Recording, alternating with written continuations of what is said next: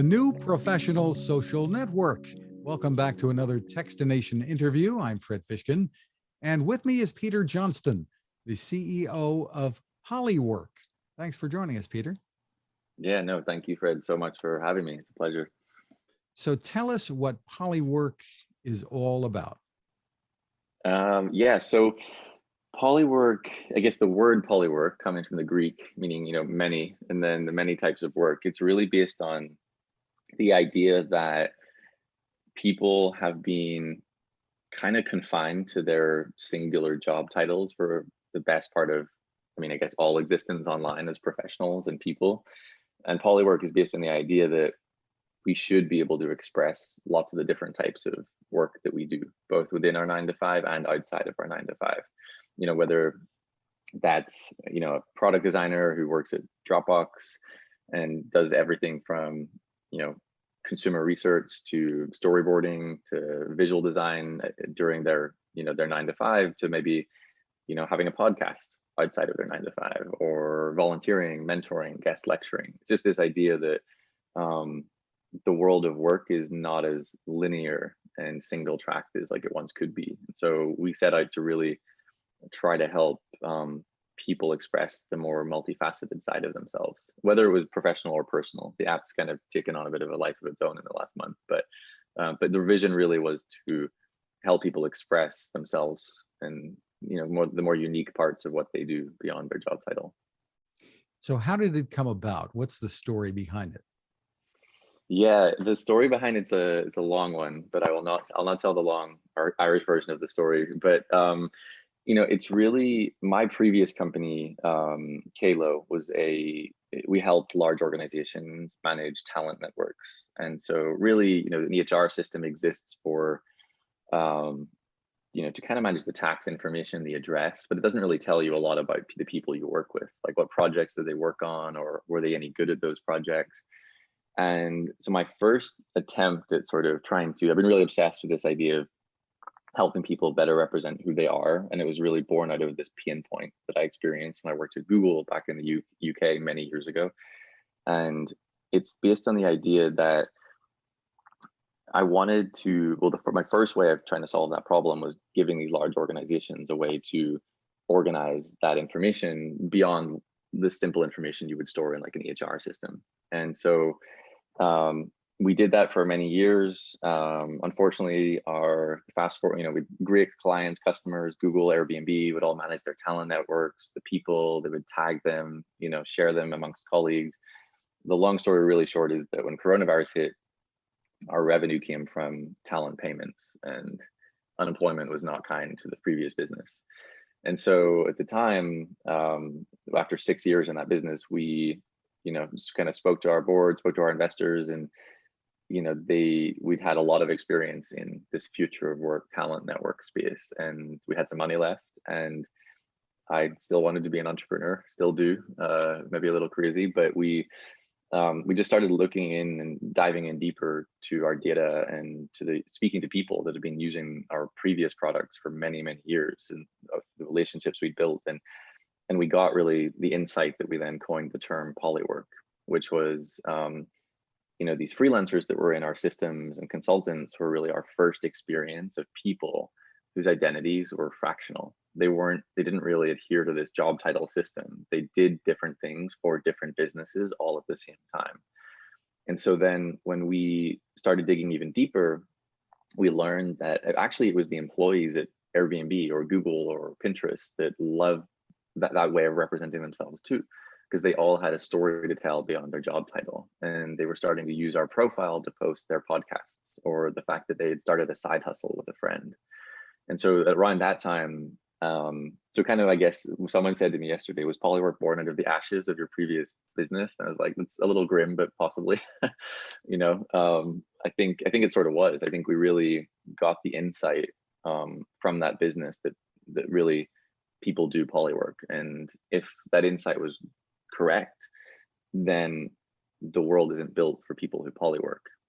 It's all of these professional networks that exist are either like LinkedIn and they're focused on your job title, or they focus on one part of your identity. So whether it's Behance is for just your design work, your visual design work, or Flickr is for just your photography, we sort of posed this question, well, where do you go if you're multifaceted? Like, are you going to really post the fact that you're mentoring and podcasting on a visual network? Probably not. And so we kind of thought, well, that's a big enough gap for us to maybe like have a second go at it, or redemption, given the first time didn't work out. Well, we know how people use things like LinkedIn, which you mentioned. How do you envision people using it, or is it something that's to be used the way LinkedIn is used with Polywork? Yeah, great question. I think you know, I think personally of my own use cases of LinkedIn, and I do think it served a phenomenal purpose in the world to an extent. I think, when people are trying to change full-time job, they go in, they update their profile, and they probably engage a recruiter or two, or try to search for full-time jobs. But apart from that, and maybe reading the news feed, there's not a lot of direct collaboration with people. It's kind of hard to know really like who your network is there. Like we just met, for example, and I could probably connect with you and probably endorse you for, baking cupcakes. I don't know if you're a good chef. I'm sure you are. And so just that information and some of the issues with that information make it really hard to genuinely know who you can connect with, or who you're 1 degree of separation away with exactly. So I think LinkedIn serves as a good database of people to look up the basic information on them. But it's really hard to express yourself beyond the title and really connect with people. And the way people have been using Polywork really has 2 different main functions. The first one is, rather than that focus on the schools you went to and the job titles you've held, which we think are just really false signals of potential, like they're false proxies of potential. I definitely don't know the school I went to in Belfast, and I think I'm doing okay and would like to do more stuff. And so we really set those aside, and we focused on letting people share a timeline of the different things they've actually done. So that's the first thing I think people have resonated with in our first month in the wild. So rather than me saying, for example, I'm a product designer at Dropbox, I would say, well, here's actually the things that I did at Dropbox. And we give people a way to share a more intimate view into what they thought about how they approached this problem, or how they designed that iOS app, or how they launched that marketing campaign. And so that's the first piece. I think people are sharing more fractional updates on what they've actually done before.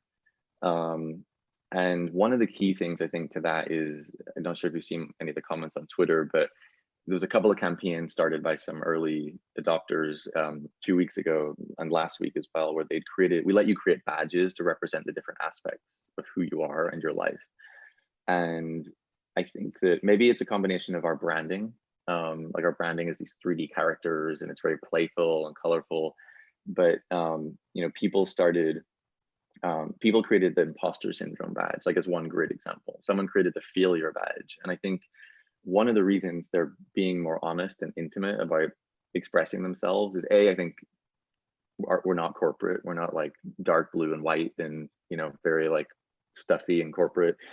And the other is, we actually just made a conscious decision to not introduce what we call systems of stress into the product. So there aren't any likes or reactions on the platform. Like it's not Polywork is not a popularity contest. And the reason we did that is, well, one, the world's anxious enough as it is, and we wanted to kind of try to create a slightly healthier space, so that when the next time someone wants to come express what's important to them, now that we've built a way that they can do that, like beyond their job title, they wouldn't feel judged if they wanted to post like what was important to them, because it's all relative, right? Like, some big projects to some people might not be important to others, but smaller little things, or works in progress, or failures, or talking about imposter syndrome in the tech industry are important to some people. And we just had this insight from our previous business that the second you introduce those like buttons and those counts, people are less willing to express themselves. And so I have seen people use it in the last month just to really tell these like uniquely human stories, which I'm super excited about. Like we have like the dog parent badge is one of the most popular ones: coffee lover, imposter syndrome, failure, like amazing guy Rich I got to meet a couple of weeks ago. An engineer said, he created the ADHD badge. He said this is like actually going to help people and like our self-esteem, because we are going to be able to track more like what we're actually doing in a timeline, rather than having it like, oh, I'm rich and I'm just this engineer that you know nothing else about online. And so I think that'll be like the core use case, is just really like a slightly safer, judgment-free environment to like express the different things that are important to you, whether they're professional or not. I think that's the biggest thing that took us by surprise in the last month, has been, as of last Sunday, 53% of posts are what we would categorize traditionally as social. And I even caught myself posting like that I was dog dadding at the weekend. I posted a picture of like walking Lenny in the Lower East Side, or seeing, the head of typography at Adobe. Love his profile, Tim Brown. He was posting that he just started homeschooling his daughters. And then like one update later, it's like, oh, I launched Adobe Illustrator on iPad. I was like, it's kind of weird to see those like that incredible like, differentiated content, which I don't think you can see online anywhere at the moment. Now, is it designed for professional contacts that you meet maybe in the hire people, or is it just more of a real social kind of atmosphere? Yeah, so in terms of connecting with people and hiring, I mean, so there's definitely benefits of just for people that want to hire, whether it's for full time or just like a side project. I think just being able to see, I mean, that's really part of the bigger vision, which we can get into later, but is that if you can see different things that people have done, more instantly that they could be a match to team up with you. You don't have to, decipher the job title. Well, what did Fred actually do in this job? Or what did Peter actually do? Or how did he think at his time, when he was a designer? But I think on particularly on collaborating and connecting, that's really like the second part of the product. And we made a conscious decision. I'm sure you've used the connection button on LinkedIn. You send connections. I have a lot of connections, 6,000. I might know 6 of those people. And I'm not really sure of the purpose it serves yet, other than like a number counter again, which we didn't put any number counters on our platform. And what we did was though, so let's say you set up a profile on Polywork. You can say, I'm Fred. Here's my badges. Here's the different parts of my life. I'm a founder, podcaster, radio speaker for 20 years, 30 years, 30.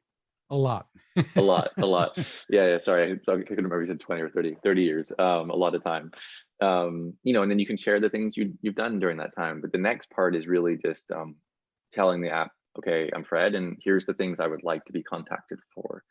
And this is the collaboration part. This is the finding people part. So you could say, I'm open to having people guest speak on my podcast. I'm up for guest lecturing at Princeton. I'm up for angel investing, mentoring, like whatever it might be, kind of all of these little fractional types of work that LinkedIn kind of forgot about, that people really do every day. And then it's kind of like a traffic light system. You can say, you can contact me for these things now. And so it's kind of like you come in, you set up your page, you share what you're up to, you see what everyone else is doing, but then it's just a much cleaner, high signal environment where people can actually like, oh, I didn't, like, it's kind of crazy. I mean, he obviously invested in us, but the founder of Visco, the popular kind of image app and creative community, he's open right now on our app to being contacted to like test new products, which is kind of cool. Like before, I think for someone trying to like find someone to test their product, it would have been a bunch of random messages sent out on LinkedIn or Twitter, or maybe DMing people. And it just would have been this really hard, difficult, long process, because you don't actually, there's no way to signal to people, I want you to contact me for this stuff. And LinkedIn and other networks kind of created this culture of, I'm going to connect with you and spam you anyway, just in case you might want to buy software from me, or just in case, the usual messages we kind of get on those platforms. We kind of wanted a way to just allow people to connect with people if they want to be contacted. So you can literally in Polywork like turn off the contact button if you get too many requests, or you just decide, hey, I'm busy, I'm doing Polywork, I have enough stuff to do, I don't want to do anything right now. So we're excited. I mean, mostly people are using the app right now for building their pages out and their websites and expressing who they are, following others. But we're starting to see an uptick. I think there's something like 100 collaboration requests are sent per day at the moment, which is quite low. But I think as we open it up more and people get more established on the app, I think they'll start to see the benefit of kind of having like slightly more control over who contacts you in the world. Well, you've got some pretty big name backers getting involved with the company here. Tell us what the business model is. Yeah, we are very lucky to have a lot of the original social network founders as investors. It was kind of a design. I have not done a consumer company before, and my last one was B2B, and so I get to learn from them, and kind of like borrow some cheat codes if there's any like big mistakes that they made, or things they'd like to do differently when they're building, if they were to build a social network again. In terms of the business model, so I guess there's two really quick things. The first is we're never going to monetize anything that introduces friction. To like, the whole idea of the platform is that by telling your story in a more open way, you can connect to more opportunity. For example, just knowing and seeing what you've done before would allow me to be like, oh my goodness, Fred could be a great fit for like this project we're thinking about, full time or other. And so there's a lot of networks that by design they monetize friction, which is they introduce middle persons like recruiters on the platform that have to facilitate the connection between one human to another. Or you have marketplaces that introduce like a 15% fee on connecting people to do work together, and we will never do that. I know that sounds a little like light and aspirational right now. I think we're going to try to do things a little differently, like we are with the lack of like buttons on the platform. And so I say that all to say, we are going to monetize. The product will be free forever for everyone, but there are two premium versions of the product coming up. One is, at the moment, everyone has like a pretty default timeline, and their websites look kind of similar. They got a background image, they got a header, and they've got this timeline. We're going to let people purchase templates to really customize that. I mean, that's one thing that we had to balance, is a uniformity in terms of helping people understand the path other professionals have taken, but also at the same time allowing them a way to express their uniqueness. Like they want to change the colors, the font type, the layout. So, we have a timeline today. We'll have a Pinterest style grid view in a couple of weeks time. And so the first premium version will be templates. And then ultimately what we're really building is a search engine. It's a time machine, a way to find people really, really quickly. And I think around that, there will be ways, whether it's down the line, if people, a mom and pop shop wants to advertise their services, or a person is really trying to get out on the speaker circuit within like the construction industry, and they want to make sure they're seen. I think we will work on ways to help make sure that people can promote themselves within the network as best as possible. But yeah, early days on that. I think right now is like mainly just let's get some users in and make sure that the amount of bugs they're reporting is kind of like comes down over the next month. But we definitely, obviously, when we met those investors, had to talk a lot about how will you monetize. And so those are two of the things we talked them through. So a network like this really only works when you have masses of people. I don't know what the magic numbers are. Right now, there seems to be a gate there.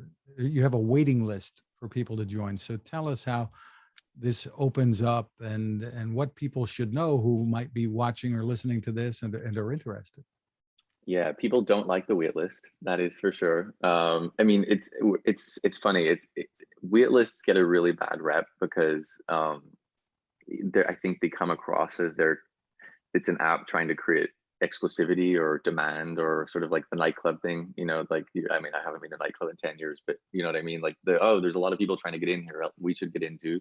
I mean, the reality is, until last week, we were 9 people.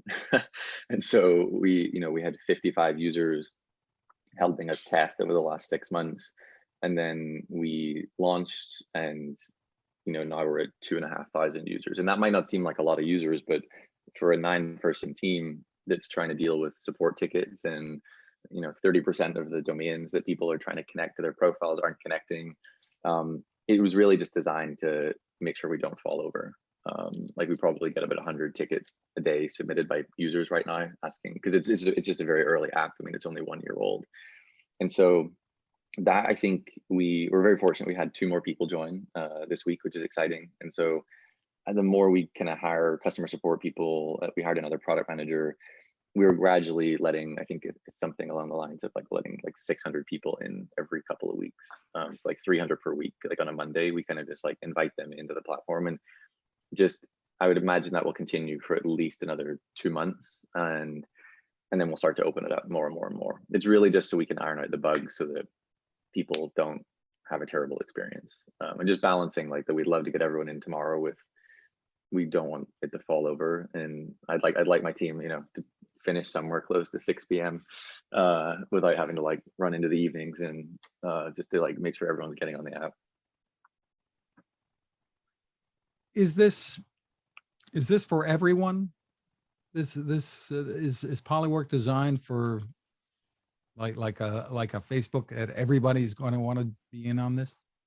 I'd love it to be one day. Yeah. I mean, I think the idea of polywork, the verb, the trend, like to do polywork, I think is pretty universal. Like you talking before the interview about, podcasting and speaker series, and, or someone, like Kevin Durant, Nets player, NBA player, but also like an investor and philanthropist. And I think the idea of people being able to have like a second, third, fourth life as a professional in person, I think is appealing. I think is sort of universal, like whether they're famous or not.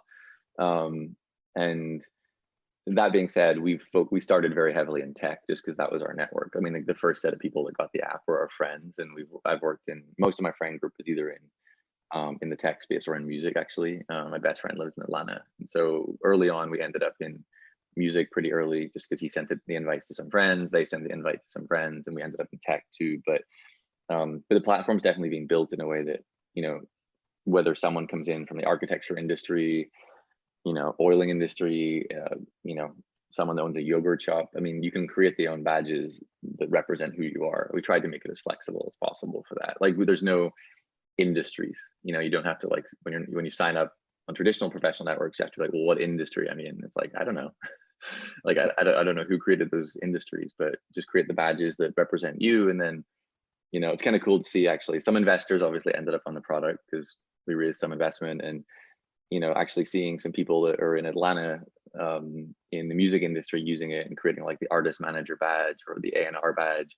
And then they also have like the sneakerhead badge, and then seeing the sneakerhead badge then adopted by like venture capitalists in Silicon Valley. I thought there was this like nice kind of just like immediate horizontal kind of like commonality in worlds that may not traditionally have clashed as much or as melded as much. So yeah, we're going to roll it out vertical by vertical, and I hope it's for everyone. I know polywork, the trend is definitely big in people that work in tech and media as well. Like hosting podcasts and speaking, interviewing, appearing on TV. It's gonna be cool to see like the different polywork stories come out. I think like everyone kind of has that like side project they're working on that they want to tell that story. So hopefully, and many interests beyond what they're doing to try to earn a living. Yeah, 100%. Yeah, I'm wanting to do more. Right. I think like that's a big reason why we've become popular in the last month, is that everyone just sat at home for a year, kind of wondering like, what am I going to do when I get out of this? Like we had a lot more time to think about who we are, or what we want to do, and whether that will be different to what we're doing right now today or during coronavirus. And so I think that's what you're seeing too, is like people excited about the possibility of, wait a second, what if I could just guest lecture on a Friday somewhere on like a topic?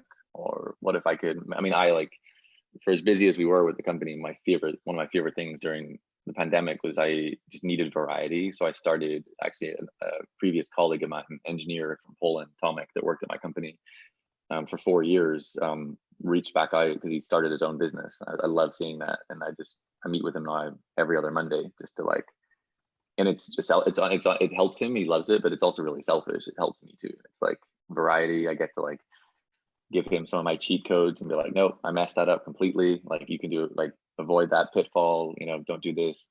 And so, yeah, hopefully he will. Yeah, I mean, I love doing that, right? It's the first time I've ever tried to pick up. I wouldn't even have the confidence to call it mentoring, but I would just call it like I have a chat with him every other Monday. And it's fun. So I think I think people will want more variety coming out of coronavirus. I certainly do. Like I want to try different stuff. And it's very hard to know how to do that right now in the world, with LinkedIn being so like full-time, singular track focused. Like, let's keep you in the same job for 15 years, have you promoted all the way through. I'm trying to knock down the career ladder and tell people that it could be like vertical, or it could be horizontal, not vertical. Well, terrific stuff. Once again, it's Polywork Poly work. Polywork.com is the website. Peter Johnston, thank you so much for taking the time with us. Yeah, no, thank you. It was a pleasure. I'm glad we, hope I didn't geek out too much, but yeah, no, excited. It was, yeah, such a pleasure to be invited. Now this. It takes a lot of listening to build a better radio, and that's just what the folks at C. Crane have done. Bob Crane and his crew, nestled among the rivers and tallest trees in the world in Fortuna, California, have made a habit of listening to their customers. And that's just what they've done in building the CC Skywave SSB, the Swiss Army knife of portable radios. For everyday listening to AM or FM in the yard or patio or on the nightstand, without having to drain a mobile phone battery, it's a great companion. But it is also a companion equipped for NOAA weather information and alerts that can be life-saving. You can listen to FEMA and Coast Guard transmissions too. Beyond all of that, you can tune into shortwave signals from around the world. It's compact, easy to take with you, and built to last. The CC Skywave SSB. Click on the link at Techstination.com.